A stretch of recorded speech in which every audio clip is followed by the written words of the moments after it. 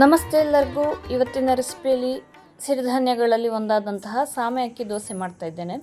ಪೌಷ್ಟಿಕಾಂಶಗಳಿಂದ ಸಮೃದ್ಧವಾಗಿರುವಂತಹ ಇದರಲ್ಲಿ ಹೆಚ್ಚು ಫೈಬರ್ ಇದೆ. ಅದರ ಜೀರ್ಣಕ್ರಿಯೆಗೆ ಕೂಡ ತುಂಬ ಒಳ್ಳೆಯದು. ಇನ್ನು ರಕ್ತದಲ್ಲಿನ ಸಕ್ಕರೆಯನ್ನು ಕೂಡ ನಿಯಂತ್ರಿಸ್ತದೆ. ತೂಕ ಇಳಿಕೆಗೂ ಒಳ್ಳೆಯದು. ಹೃದಯದ ಆರೋಗ್ಯಕ್ಕೆ ಹಾಗೆ ದೀರ್ಘಕಾಲ ಕೂಡ ನಮಗೆ ಇದು ಶಕ್ತಿಯನ್ನು ಕೊಡ್ತದೆ. ಇನ್ನು ಎಲುಬುಗಳನ್ನು ಕೂಡ ಬಲಪಡಿಸ್ತದೆ. ಜೊತೆಗೆ ರೋಗ ನಿರೋಧಕ ಶಕ್ತಿ ಕೂಡ ತುಂಬ ಇದೆ ಇದರಲ್ಲಿ. ಚರ್ಮ ಮತ್ತು ಕೂದಲಿಗೆ ಕೂಡ ಬಹಳ ಒಳ್ಳೆಯದು. ನಾನು ಇದು ಮಾಡಲಿಕ್ಕೆ ಆರ್ಗ್ಯಾನಿಕ್ ಸಾಮೆ ಅಕ್ಕಿಯನ್ನೇ ತೊಗೊಂಡಿದ್ದೇನೆ. ಒಂದು 4 ಕಪ್ ಆಗುವಷ್ಟು ತೊಗೊಂಡಿದ್ದೇನೆ.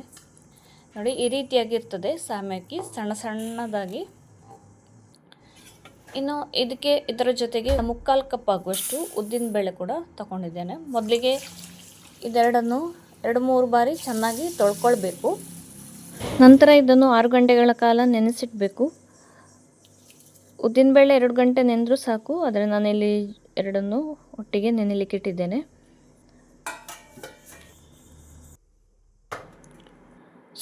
ಇದರಲ್ಲಿರುವ ನಾರಿನಾಂಶ ಸರಿಯಾಗಿ ದೊರಕಬೇಕಂದ್ರೆ ನಾವು 6 ಗಂಟೆ ಇದನ್ನು ನೆನೆಸಲೇಬೇಕು. ಅದರ ಜೊತೆಗೆ ನುಣ್ಣಗೆ ಕೂಡ ರುಬ್ಬಲಿಕ್ಕಾಗ್ತದೆ. ಇನ್ನು ಇದರ ನೀರನ್ನೆಲ್ಲ ಸೋಸಿ ತೆಗೆದು ನುಣ್ಣಗೆ ರುಬ್ಬಿದ್ರಾಯಿತು.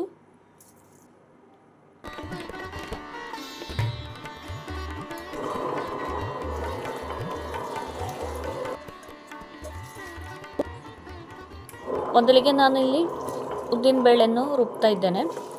ಉದ್ದಿನಬೇಳೆಯನ್ನು ಹಾಕಿ ಉದ್ದಿನಬೇಳೆ ಚೆನ್ನಾಗಿ ಪುಡಿಯಾದ ನಂತರ ನೆನೆಸಿಟ್ಟಂತಹ ಸಾಮೆ ಅಕ್ಕಿಯನ್ನು ಹಾಕಿ ರುಬ್ಕೊಂಡ್ರಾಯಿತು. ಇದು ಹಿಟ್ಟು ನಾವು ಸಾಮಾನ್ಯವಾಗಿ ಮಾಡುವಂತಹ ಉದ್ದಿನ ದೋಸೆ ಹಿಟ್ಟು ಇದೆಯಲ್ಲ, ಅದೇ ಹದಕ್ಕೆ ಇರಬೇಕು.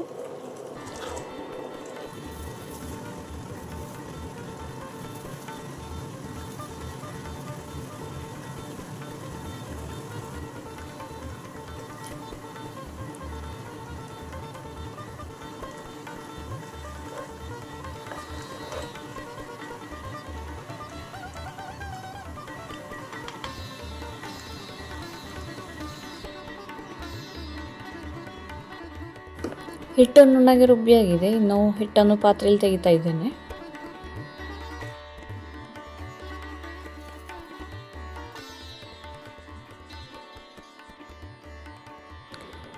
ಹಿಟ್ಟಿಗೆ ಬೇಕಾದಷ್ಟು ಉಪ್ಪನ್ನು ಸೇರಿಸಿ ಸರಿಯಾಗಿ ಮಿಕ್ಸ್ ಮಾಡಿ ಇಟ್ಕೊಳ್ಬೇಕು.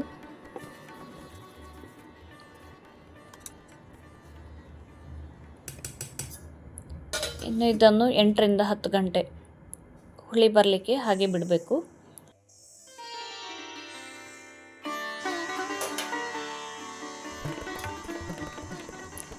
ಹಿಟ್ಟು ರೆಡಿಯಾಗಿದೆ ನೋಡಿ, ಚೆನ್ನಾಗಿ ಹುಳಿ ಬಂದಿದೆ.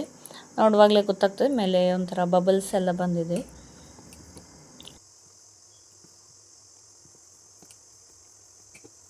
ಇದನ್ನೊಮ್ಮೆ ಸರಿಯಾಗಿ ಮಿಕ್ಸ್ ಮಾಡಿ ನಂತರ ಕಾವಲಿ ಬಿಸಿ ಆಗುವಾಗ ಉದ್ದಿನ ದೋಸೆ ಹೊಯ್ತೇವಲ್ಲ, ಅದೇ ರೀತಿಯಲ್ಲಿ ದೋಸೆ ಹೊಯ್ದರಾಯಿತು.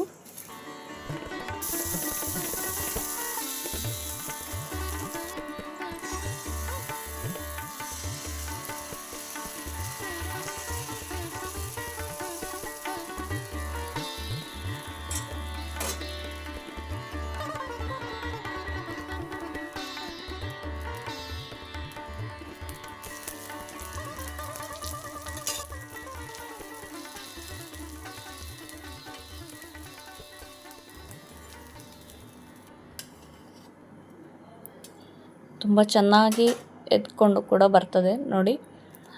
ಒಳ್ಳೆ ಗೋಲ್ಡನ್ ಬ್ರೌನ್ ಕಲರ್ ಬಂದಿದೆ. ಉದ್ದಿನ ದೋಸೆ ಮಾಡೋ ರೀತಿಯಲ್ಲೇ ಇದು ಕೂಡ ಚೆನ್ನಾಗಿ ಆಗ್ತದೆ. ರುಚಿ ಕೂಡ ತುಂಬ ಡಿಫ್ರೆಂಟ್ ಆಗಿದೆ. ಇನ್ನು ಇದು ತಿಂದರೆ ನಮಗೆ ಹೊಟ್ಟೆ ಏನು ಹೆವಿ ಅಂತ ಅನ್ನಿಸೋದಿಲ್ಲ. ಸಿರಿಧಾನ್ಯ ಯಾವುದಾದ್ರೂ ಸರಿ ನಿಧಾನವಾಗಿ ಕರಗೋದ್ರಿಂದ ನಮಗೆ ತುಂಬ ಹೊತ್ತು ಶಕ್ತಿಯನ್ನು ಕೊಡ್ತದೆ. ಹಾಗಾಗಿ ಆಗಾಗ ಎನ್ನುವ ಫೀಲ್ ಆಗೋದಿಲ್ಲ. ಅದೇ ರೀತಿ ತೂಕ ಇಳಿಕೆ ಮಾಡಬೇಕು ಅಂತ ಇದ್ದವರಿಗೆಲ್ಲ ಇದು ಬಹಳ ಒಳ್ಳೆಯದು. ಇದನ್ನು ತುಂಬ ಕ್ರಿಸ್ಪಿಯಾಗಿ ಮಾಡಿದ್ದೇನೆ. ಇನ್ನು ಇದಕ್ಕೆ ಆಲೂಗಡ್ಡೆ ಪಲ್ಯ ಮಾಡಿ ನಾವು ಮಸಾಲೆ ದೋಸೆ ಮಾಡಿ ತಿಂತೇವಲ್ಲ, ಅದೇ ರೀತಿ ಕೂಡ ತಿನ್ಬೋದು.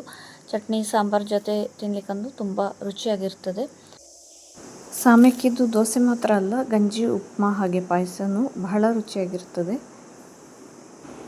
ಸಿರಿಧಾನ್ಯದ ಒಂದೊಳ್ಳೆ ರುಚಿಯನ್ನು ಮಿಸ್ ಮಾಡ್ಕೊಳ್ಬೇಡಿ. ನೀವು ಈ ರೆಸಿಪಿಯನ್ನು ಟ್ರೈ ಮಾಡಿ. ಮತ್ತು ಹೊಸ ರೆಸಿಪಿಯೊಂದಿಗೆ ಬರ್ತೇನೆ. ಧನ್ಯವಾದಗಳು.